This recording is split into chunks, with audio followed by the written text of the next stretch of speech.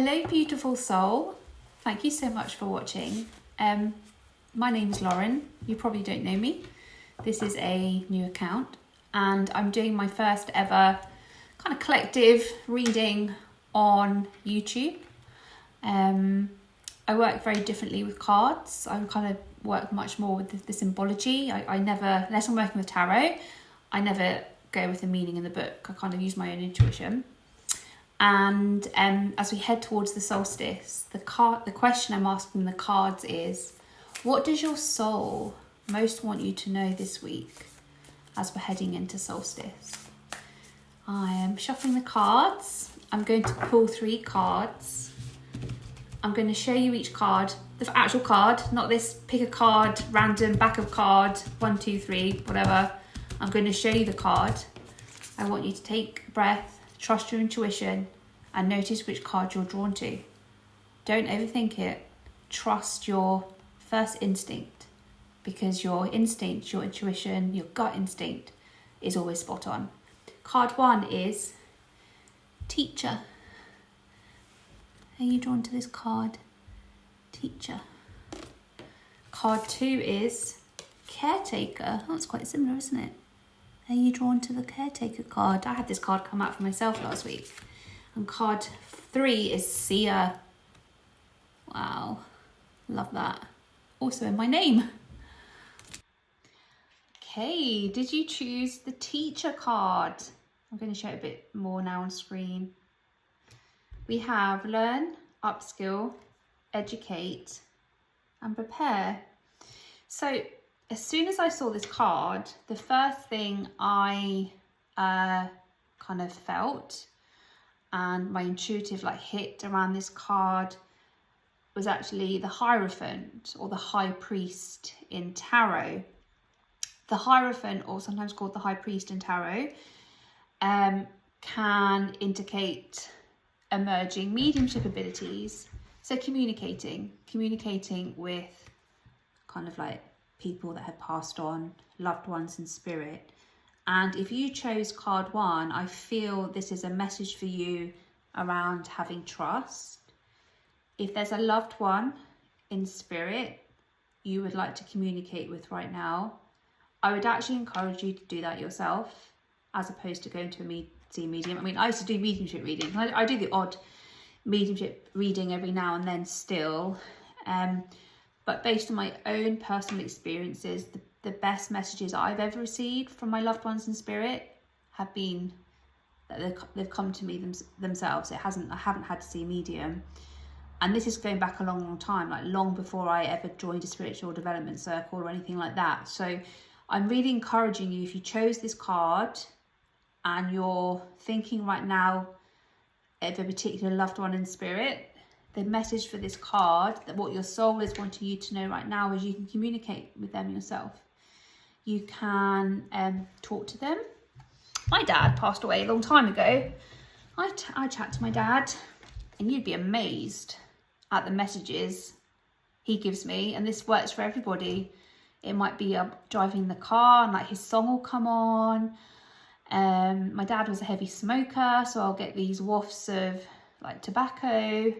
Your loved ones can come to you in your dreams. Before I started, when I was really young, I'd have past loved ones come to me in dreams and give me really specific information that my older family members would validate for me. And you can meditate. You can do so many guided meditations on YouTube. You could try a guided meditation. So I encourage you, and this card is encouraging you to communicate with your loved ones in spirit, because they never go. They're always still with you. This card, what else jumped out was the doorway. This doorway feels like a portal to learning. And then learn is one of the key words. So if you've been thinking of signing up for a course, a new skill, a new ability, the message for this card is go for it. The owl, I've just noticed the owl as well. So owls, I have a spirit guide, animal spirit guide, an owl. And owls can see in the dark, and that gains kind of more confirmation around mediumship. So mediums can see and perceive what other people can't perceive, and owls are the same. They can like fly around at night and see stuff that other people can't. So this is more kind of confirmation, like trusting your intuition, particularly with loved ones. There's lots of blue in this card, which I interpret as throat chakra. This is the time to use your voice. Make sure you use your voice. The sacred geometry in the card, whenever I see it, whenever I'm doing an Akashic Records reading and I see sacred geometry, always for me is connected to the Andromedans, more Andromedan constellation over Andromedan galaxy. So if this was your card as well, I recommend reading up on Andromedan starseeds. And teacher, I mean, the card's teacher, isn't it? I mean, gosh, save the most obvious to last. This card is, if this card has come out for you, if you've been thinking of signing up for something, learning something, then your soul is encouraging you to do that. Okay, did you choose the card Seer? Oh, I just noticed my nails are matching the cards, completely unintentional. Did you choose this card, Seer? So Seer means to see. Clairvoyants are sometimes called seers. The famous Oracle of Delphi, as I was saying earlier, the most famous mystic in all of ancient Greece, and people would travel for miles and miles and miles to visit her at the Oracle of Delphi. She was a seer. A very, very wise seer. I feel this card, the first thing I felt when I saw this card was, where the last card was teacher, if you happen to watch that part of the video, was learning something new. Seer, if you've chosen this card, and the question is, what does your soul want you to know this week? The seer wants you now to embody and start living and using the skills, gifts and abilities that you've already learned. You're kind of stepping out of being taught by a teacher, and you're now actually using these gifts yourself. What else jumps out? The stags. You see the stags in this card. So stags have these beautiful antlers, and once a year they shed their antlers. That's very symbolic of transformation. So if you picked this card, I feel you've been going through a period of transformation, likely to have been going through this period of transformation for a long time, and your soul kind of wants you to know this is all happening as it should be. Trust the journey, trust the process. I can really relate to that. I had a really hard time for a number of years, and I didn't always kind of have that trust. It was, why is this happening to me? This isn't fair. Like, life is really hard. Like, one of my really good friends says, oh, Lauren, you've literally had every tower moment. So if you know tower in tarot, tower is like literally the whole foundations of your life like crumble down, that tower falls. So if you've been going through a period of transformation for a long time, please trust the journey that you're on. It's going to be okay. Your soul did choose this. Your soul likely chose this because you're an old soul. You're here to kind of really amplify. You're kind of like learning. So when you come back in your next lifetime, it's going to be in an amazing incarnation. There's an owl also in this card. This owl is actually taking flight. So if you watch the last card, teacher, the owl was kind of like was static in the card. The owl in this card is moving, it's in flight. And that to me is kind of more confirmation. You've done the learning with these skills and abilities that you have. Now is the time to start learning those skills. Lots of green in this card. That's linked to your heart chakra, be a bit kinder to yourself. Have a little bit more love and kindness to yourself. Don't be so hard. Don't be so hard on yourself. Self-love is the most important kind of love. Again, that's something I really resonate with and can really relate to. Have some love for yourself. And then the last piece of symbology I wanted to share, I'm gonna have to really put this up to the camera. Can you see those little shroomies? I love a shroom. If you watched my last video, I do like a shroomy shroom. What I feel this card is inviting you to do is not take psilocybin. I mean, if you've done it before and you want to, brilliant. Might be a nice thing to do on the solstice. But I feel this card is more representative of achieving altered states, but achieving altered states through meditation and trusting the visions that you receive, because you are a seer, you are clairvoyant.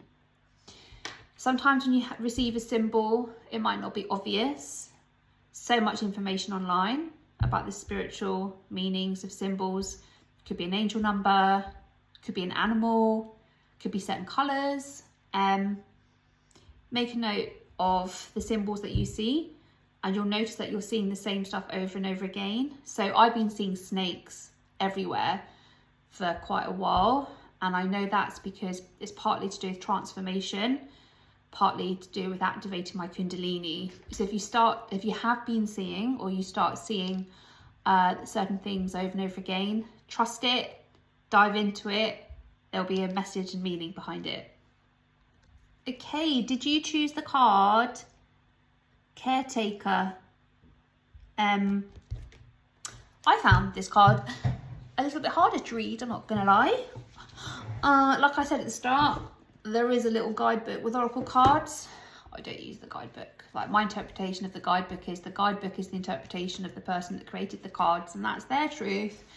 But when I read cards for myself, I've kind of, over the years, learned to trust my own intuitive hits when it comes to cards. I'm not saying don't read the little guidebook. Be drawn to whatever works for you, and what works for me is not using the guidebook. But I did find this card quite difficult to read. Now, I know that is the god of the underworld, Persephone. I don't know how to pronounce. I'm not very good with pronouncing particularly Greek names. He was the god of the underworld, brother to Zeus, and I feel this card is really representative of, you are right in the middle of transformation right now. Probably unlike the Seer, where the Seer's kind of has really been coming out of this transformation. I feel if you picked Caretaker, you're kind of more in the depth of this transformation at the moment. The phrase that jumped out to me with this card was dark night of the soul. If you haven't heard of the phrase dark night of the soul, I encourage you to go away and read up on the dark night of the soul. The dark night of the soul is when basically the world that you've known starts to fall away, and you start to question, really, your reality.